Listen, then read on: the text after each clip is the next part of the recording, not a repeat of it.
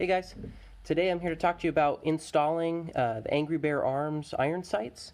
And so what we have here is a set of their iron sights with the blacked out rear and the fiber optic front post, and these are for a Glock 19. So basically everything inside of this package is everything that you need to install the sights. Now there are a couple things that I suggest you use, and we'll kind of get to those later, but right there you see two different color fibers. There's the Allen wrench for the aft set screw that goes in the back post, and then you see the small octagonal screws there for the front post.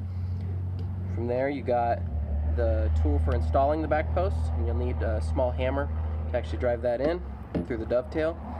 And this is our tool for installing the front post, and you'll see it has kind of that octagonal base shape there. So we're going to set those off to the side for a bit.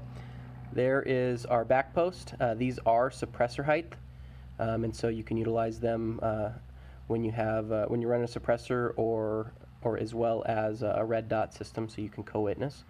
And like I said, there's two different sets of front posts, and the Angry Bear Arms sets typically come with 2 to 3 front posts, and the height varies just slightly, and that kind of helps you pick based on your shooting style which one you like best. So if you compare these, you can see that the one on my right is slightly taller. That's the one that I have in another set of irons, or another set of gun that I have a set of irons on, and that's the one I like best, so we're going to go with that one again. So the iron sight is pretty straightforward as far as installation is concerned. Like I said, the posts and all the hardware is actually in here, so we're going to take the two fibers out for right now and get to those later. There's the Allen key for installing the aft post screw, and there's 2 of each in the bag there. So what we're going to do is we're going to take one of the front sight post screws, and we're going to put the other ones off to the side here. And we're going to get our installation tool. Like I said, that kind of has that I said it was octagonal. That's actually a hexagon base there. And so it fits in nice and clean, and we're actually going to be installing on, like I said, a Glock 19 slide. This one in particular is from Battle Ready Arms, and it's Cerakoted by Tampa Cerakote facility. And so what we're going to do is we're going to set, you can see that the front post actually has a flat front and kind of a angled back, and so you're going to want to point the flat front forward just like that. So, and then you'll take your screw here. So what we're going to do is, like I said, there's very little room for this to move. It has a very slight back and forth ability to kind of jiggle, and that's kind of dependent upon the slide that you have itself. But this thing's real super tight. It's nice and clean. So we actually are going to go ahead and put some Loctite on this screw from the start. So put that one in there. Loctite out, and just a small drip is all you need. Don't go ahead and bathe it in it. You got some Loctite there on the end. You're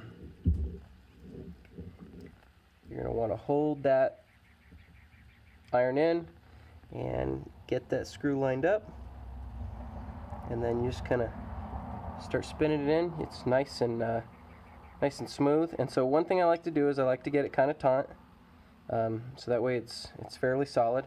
And then this is, like I said, not required, but it's kind of a nice thing to do. If you have the ability to do this, then you can kind of take a quick measurement off the edge of the slide and make sure that also is the same measurement off the front of the slide.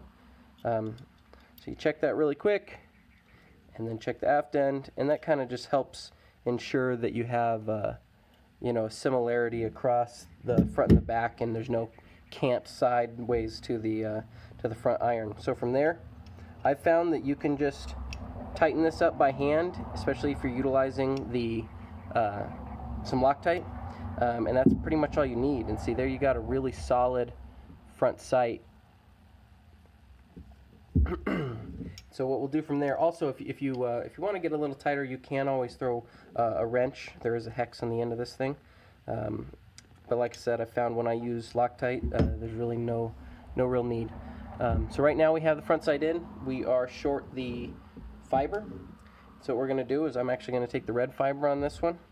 You're going to slide it in from the front and make sure that it enters the back hole of the sight post. So it's going to kind of want to right up. You'll just hold your finger down and hold it in. So from there you can kind of see it sticking out. What you'll do from there is you'll actually slide the fiber out just slightly, so that way you can cut it to the right length, and you're just going to cut those with a pair of side cutters. So then you're going to push that back in. And what I like to do, this is kind of a tip, is I like to actually get a lighter and melt the very end. So if you melt just this very tip of the fiber, it kind of pools in that front end of the sight, and then you don't have any issues with it trying to walk out. So obviously be careful, don't burn yourself or mess up the Cerakote on your slide. But there, we get just enough of a melt, and then that thing doesn't fall out. So it's nice and clean, you can kind of see it there. So from there, we are going to go ahead and get the back sight post installed as well. So like I said, this comes with a tool for hammering that in. You're going to get a small armorer's hammer. Pretty much every one of these kits that you can buy that has a set of punches is going to come with one of those hammers. So we're going to set it here. This is what I'm talking about. Doesn't take a lot of force.